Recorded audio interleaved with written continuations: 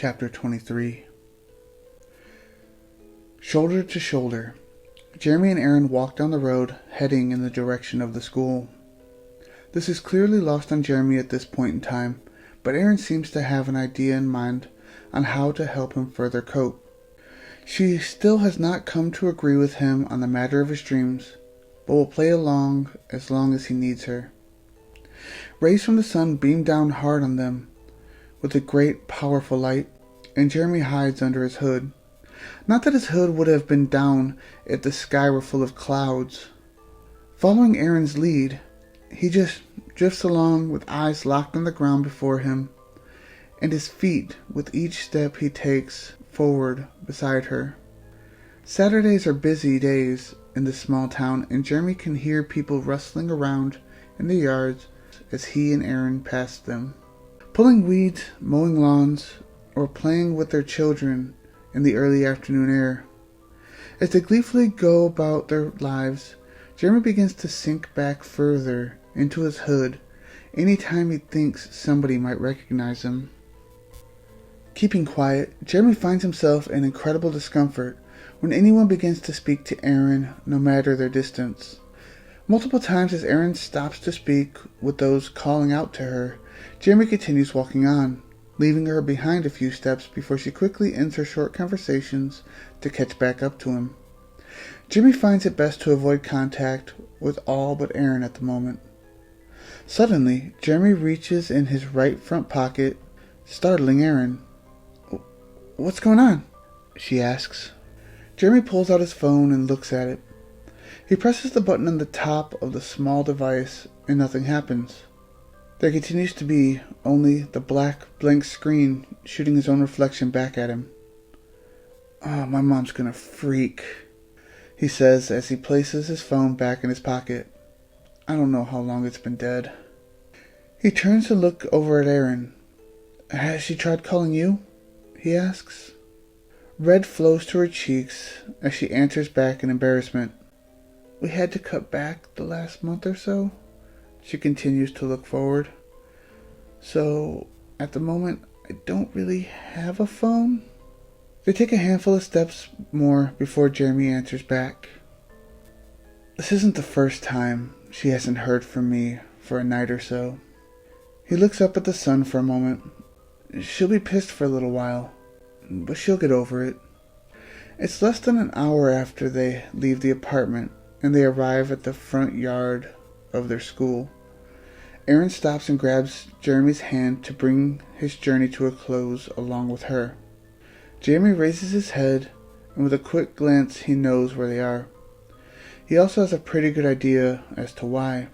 However, this doesn't stop him from asking questions. "What are we doing here?" he asks, looking over at Aaron. She takes a deep breath, grabs his hand once more, and begins to lead him to the front door. "No," Jeremy begins as he pulls his hand away from hers. "What the hell are we doing here?" he asks again, this time quite sternly. Aaron places her hands in the pockets of her hooded sweatshirt, looking down to try to break Jeremy's gaze. She answers his question. "I just think maybe..." She pauses for a second, looking for the proper words to express herself. "Maybe you need to just, I don't know," she hesitates a moment. "Talk to someone?" She finishes, more asking him than telling. Shaking his head in disappointment, Jeremy begins to walk away angrily. About half a block away from the school, he hears Aaron's footsteps quickly catching up to him from behind. He doesn't stop walking. They get closer and closer until they stop just behind him, and he feels Aaron wrap her arms tightly around him and press herself against his back.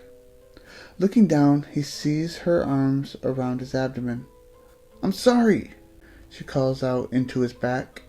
"I just know you need this," she goes on. "You need to talk to somebody. Anybody." Jeremy breaks away from her grasp and turns around to see her tear-filled face. Wanting to be angry, he just cannot stay so while setting his eyes upon her at this state. Breaking down, he pulls her in close and holds her firm.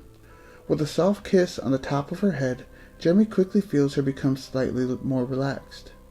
Stroking her hair a few times, he scoots her back from his chest a little and kisses her on the forehead. Okay. He reluctantly grabs her hand and begins to lead her toward the school. The walk back toward the school is quiet. Jeremy has nothing to say, and Aaron doesn't want to say anything to change his mind. Stopping just before the door, Jeremy turns to look at Aaron. "Who are we going to see anyway?" he asks. "Well," Aaron begins, avoiding his gaze. "I don't know," she continues, still trying hard to keep her eyes away from his. "What do you mean?" Jeremy questions her as she moves forward and pulls on the handle, leading them inside the school. Continuing not to answer his question, Aaron reaches back and grabs a solid grip on his wrist and pulls him through the doorway. "Is there even anyone here?" Jeremy asks as he is reluctantly dragged through the entranceway and through the second set of doors leading into the main hallway. Standing for a few seconds, looking around, Erin's face fully reveals her lack of any plan. She never has to admit it verbally, as voices echo down the long corridor to the right of the entranceway. "You see," she begins with a confident smirk widening across her face, "there are always club meetings here at the school on the weekends." She continues as she once again grabs his hand and leads him toward the source of the voices. At first they walk, slowly paced, and alongside each other. However, it is a rather large school, and Erin's angst gets the best of her. She begins walking faster, and speeds up gradually as they approach their destination. Just before they reach the corner leading to the west wing of the building, where the origin of the voices stems from, Jeremy starts to pull away a little bit again. Erin, however, will not allow him to run away. As they reach the corner, they hear it, a voice calling from behind. "No running in the hall!" A female voice calls from behind. "Even though it's not school hours, doesn't mean the rules don't still apply." Both Jeremy and Aaron stop so abruptly they nearly fall forward from the momentum that had been carrying them. Turning their heads, they see the face of Sylvia Turner, poking her head out of the ladies' room off the main hallway. Aaron doesn't know this woman, but Jeremy has interacted with her once before and really wishes she were not the faculty member they had run into. "Oh," Sylvia begins toward them. "Mr. Parsons, it's good to see you again." She smiles as she continues to walk toward them, drying her hands on her long black skirt. Oddly, she seems happy to see Jeremy. As she continues toward them, Jeremy cannot help but feel awkward from the warmth she is displaying toward him right now.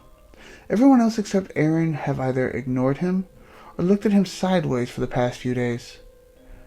"Who is your friend?" she asks, smiling at Aaron. Aaron begins. "My name is Aaron." "It's nice to meet you, Aaron." Sylvia's smile grows larger. "I am Sylvia, the new counselor / nurse / whatever the hell they need me to be." She laughs out as she reaches out her open hand to Aaron. Aaron grabs her hand and nearly has her shoulder pulled from its socket from Sylvia's enthusiastic greeting. Releasing her grip, Sylvia stands there quietly for a moment, looking back and forth between them. As Aaron rubs her possibly injured shoulder, Jeremy stands there in silence. An awkward silence resumes until Sylvia has had enough of it. "So," she elongates the word before continuing on, "what brings you two here on this fine Saturday afternoon?" Aaron silently looks at Jeremy. Eyes wide, Jeremy mouths the word "no" to her in plain view of Sylvia.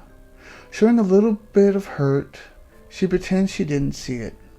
Ignoring Jeremy's mimed plea, Aaron speaks up. "Well," she begins, to the dismay of Jeremy. "You see, Jeremy has been having these nightmares." She continues on as Jeremy takes a deep breath and let his head fall backward in disappointment. "And he really needs to talk to someone about it." She grabs his hand and shoots him a stern, yet still somehow loving look as she continues on. "I figure, you being a counselor, you should have studied some psychology." She doesn't take her eyes off Jeremy while she continues speaking to Sylvia, "and thought that maybe you could help," she finishes, seemingly pretending this was her plan all along. Well, Sylvia begins to respond. That is some assumption, she smiles. Not all school counselors have a background in psychology. Unhappily, Erin nods. She was really excited to meet the new counselor in hopes that she could help Jeremy, but has been let down quite heavily. Luckily for you, however, Sylvia winks at her and throws her hands up from her sides welcomingly. I just so happen to have 2 degrees in psychology. She turns and begins to walk away slowly. So, come on. She turns and smiles at the two. Let's go talk in my office. Erin begins to follow her a few steps before realizing Jeremy was not moving behind her. Scowling, he looks as though he had just been struck viciously in the abdomen. Taking a step back and grabbing Jeremy's hand with an incredible grip, Erin pulls his arm using all of her weight until he budges and begins walking forward with her to catch up to Sylvia, who hasn't looked back since her departure.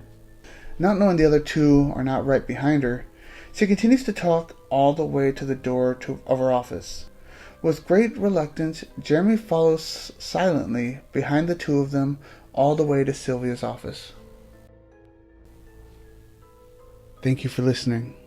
If you're enjoying the story and how it's going, please subscribe so you can get every chapter as it comes through. Discuss in the comments, plot threads, and where you think the story's going. Share with anybody you think might find it interesting. Until then, I'll see you next video.